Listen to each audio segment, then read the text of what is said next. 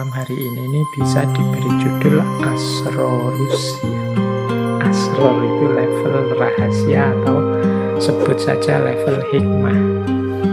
Ini kan yang dicari oleh teman-teman para filosof juga yang belajar filsafat, berpikir sampai level hikmah. Kalau bisa dipetakan, ini kebetulan saya bawa petanya. Cara kita menjalani agama itu kan diawali dari iman atau percaya dulu. Setelah percaya, terus kita belajar bagaimana sih cara beriman yang baik, cara menyembah Allah, menomorsatukan Allah, patuh pada perintahnya, apa saja perintahnya, menjauhi larangannya, apa saja larangannya. Nah, ini level selanjutnya dari iman, yaitu level pemahaman. Jadi setelah percaya, kemudian dipahami, selanjutnya adalah level Islam dan ihsan. Level Islam dan ihsan ini ya level menjalani standar minimalnya Islam. Kalau ditambah macam-macam yang sunnah-sunnah, yang utama-utama, nanti bisa sampai pada makom ihsan. Jadi dipercaya, kemudian dipahami caranya, isinya, kemudian dijalankan. Nah, masih ada satu level lagi, ya ini levelnya tidak wajib. Orang tidak tahu juga tidak apa-apa, tapi kalau tahu bisa semakin dalam, semakin mantap dalam beragama, yaitu level asror atau level makna. Asror itu dari kata-kata sir yang artinya rahasia. Inilah yang nanti disebut hikmah, atau kadang juga kita menyebutnya dengan istilah falsafah. Makanya teman-teman yang belajar hukum Islam itu pasti kenal istilah falsafah tasyri' atau hikmatut tasyri'. Ini menyelami hukum syariat sampai level asror, sampai level makna-makna. Tidak sekedar diimani, dipercaya, dijalankan, tapi juga diungkap rahasia-rahasianya. Nah, ini makomnya namanya makom hikmah, yang sifatnya memang tidak wajib.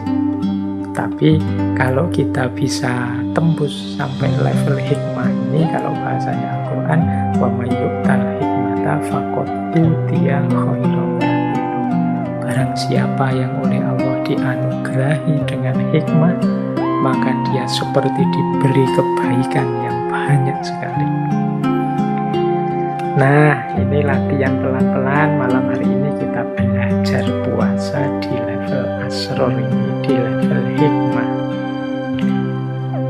Ini seperti Imam Ghazali itu di awal kitab Ihya itu kan, bab-bab awal, rubuk-rubuk awal itu kan beliau membahas yang berhubungan dengan peribadatan, diawali dengan kata-kata asror.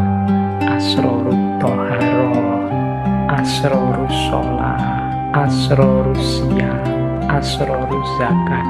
Ini maksudnya membahas tentang bersuci, tentang puasa, tentang zakat di level asror, di level hikmah, yang tidak sekedar menceritakan syarat rukunnya apa biar sah, tapi juga makna dan rahasia-rahasia di baliknya apa.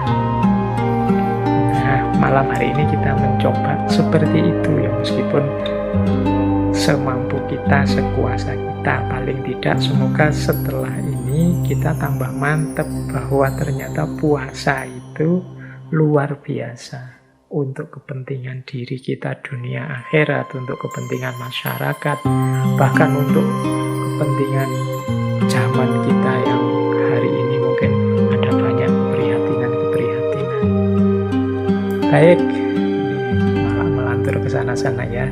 Kita mulai saja pembahasan kita tentang falsafah puasa. Kita kejar hikmah dan asrornya puasa. Semoga nanti kita tambah mantap. Puasa ini kan salah satu ibadah yang oleh Al-Quran terang-terangan disebut dijalankan oleh semua umat-umat terdahulu. Jadi kalau teman-teman membaca lebih detail sejarahnya para nabi, itu hampir di setiap sejarahnya nabi ada kisah aktivitas atau amalan yang jenisnya puasa ini. Misalnya kalau teman-teman membaca riwayat-riwayat atau buku-buku yang membahas ini, misalnya ada yang bilang bahwa Nabi Adam itu dulu puasa misalnya setiap hari Jumat. Ada juga riwayat Nabi Adam itu puasa tanggal 10 Muharram karena hari itu beliau bertemu dengan Ibu Hawa di bumi. Ada juga yang bilang Nabi Adam itu puasa 40 hari 40 malam setiap tahun dan lain sebagainya. Nabi Nuh itu puasa selama beliau di atas perahu,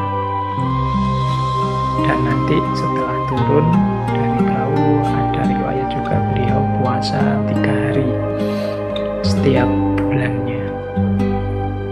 Nabi siapa lagi? Nabi Yakub ini ayahnya Nabi Yusuf. Beliau sering puasa untuk keselamatan putra-putranya. Putranya sendiri Nabi Yusuf itu juga puasa sejak dalam sumur, puasa saat di penjara, bahkan ada riwayat beliau ini puasa juga saat menjadi Menteri Perekonomian Mesir saat itu. Ada kalimat yang populer dari beliau, mengapa kok beliau masih puasa meskipun sudah jadi menteri? Jawabannya Nabi Yusuf, karena aku khawatir kalau aku kenyang nanti aku lupa dengan kelaparannya, kondisi perutnya fakir miskin. Beliau ini kan menteri urusan ekonomi yang ngurusi kesejahteraannya rakyat, maka beliau puasa biar beliau tidak lupa bahwa seperti ini loh rasanya lapar, sehingga beliau semangat untuk membantu kaum fakir miskin, apalagi posisi beliau ini menteri perekonomian. Ada lagi misalnya Nabi Yunus ini beliau puasa saat ditelan oleh ikan hiu selama beberapa hari. Nabi Ayub puasa saat beliau menjalani ujian sakit. Nabi Musa ini menurut riwayat sebelum menerima wahyu ke Bukit Sinai, beliau ini puasa 40 hari 40 malam. Nabi Dawud, kalau ini teman-teman kenal kan namanya puasa Dawud, 1 hari puasa 1 hari berbuka. Dan mungkin banyak kisah-kisah para nabi, kisah-kisah umat terdahulu yang berpuasa. Dulu kita pernah juga membahas ini ketika saya membedah pandangannya Imam Ghazali tentang puasa. Mungkin bisa dicari rekaman sesi rahasia puasa Asrorus Saum yang menurut Imam Ghazali. Saya lupa berapa tahun yang lalu kita membahas itu. Nah, malam hari ini kita ambil tema-tema yang sedikit berbeda tentang puasa. Semoga setidaknya nambah wawasan kita mengapa kita harus puasa, apa penting